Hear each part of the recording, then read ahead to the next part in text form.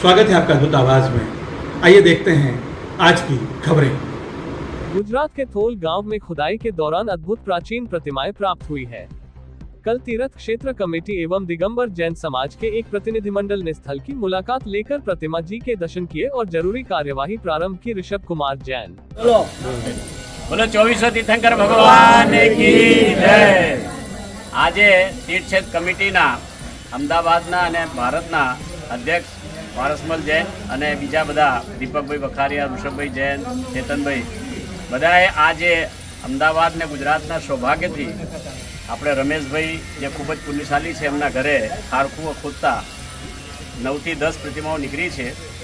પ્રતિમાઓનું સંશોધન ચાલે છે પણ સમસ્ત મૂર્તિઓ દિગંબર સમાજની દેખાય છે। લિંગ છે, ખડગાસન પ્રતિમા છે, એટલે આ દિગંબર જૈન સમાજ માટે ખૂબ જ આનંદ અને ઉત્સવનો સમય છે કે જેમને પુણ્યશાલી આ રમેશભાઈના ઘરમાં આ મૂર્તિઓ આવી છે, દર્શન આપ્યા છે, ભગવાન પધાર્યા છે। તો સૌથી પહેલાં તો રમેશભાઈ તમને ખૂબ ખૂબ અભિનંદન। અમારા સમાજ તરફથી જૈન સમાજ એકવાર તાળીઓથી અમને વધારી લઈએ। જય બોલો આદિનાથ ભગવાન કી જય।